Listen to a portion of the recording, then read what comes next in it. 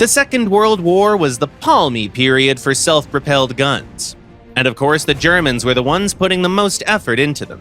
No other nation had such a variety of SPG types, from self-propelled howitzers to tank destroyers. While other countries had tanks as the most widespread tracked vehicles, Nazi Germany chose the Stug 3 assault gun for the title bearer. And they had their fair reasons for this too. Number 1, self-propelled guns were cheaper. The Stug 3 we just mentioned was 20,000 Reichsmarks cheaper than the Panzer IV, despite having similar firepower and armor. Number 2, an SPG could pack more punch than tanks. Try to fit a 105mm howitzer into the turret of, say, the Panzer III. Meanwhile, the Stug 44 had no issues driving it around. Why? The answer's simple. An assault gun has no turret ring. That's why Germany, the USSR, and many other nations used casemates in their SPGs. The Americans, however, chose a different path. Their popular self-propelled guns could boast full-fledged turrets. So we can't help but ask, why would someone even need such machines? On the one hand, the United States could afford building expensive SPGs with unique chassis. But what's the point when there's a smooth production flow for the Shermans?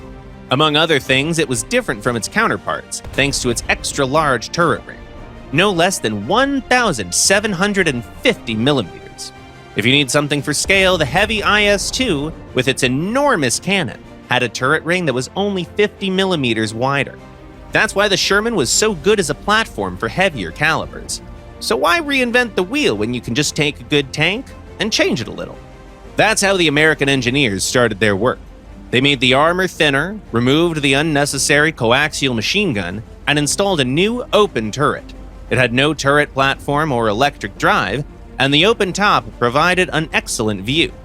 Seems like the job was done, huh? But later on, they did in fact try to reinvent the wheel. Thinner armor made this SPG vulnerable to anti-tank rifles, so they had to make it thicker again. One would think they'd simply bring back the regular Sherman hull. But no, the American engineers weren't looking for simple solutions. They designed a new base with inclined sides. That's how the M10 SPG was born.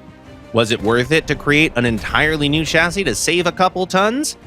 Well, maybe. Who knows? Now, the next step was the M36.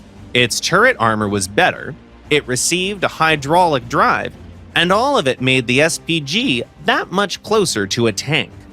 The new 90mm main gun could damage the Panthers from the front, so the M36 played a crucial role in the Normandy invasion. The army wanted more and more of these machines. After a while, the chassis production couldn't match demand, so the M36 turrets were installed onto regular Sherman tanks. And the snake bit its own tail. The engineers went back to where they'd started. The M36 was often used as a regular tank in combat. Indeed, there was very little difference aside from the open turret. Soon after the end of the war, the Americans scrapped their turreted SPG projects.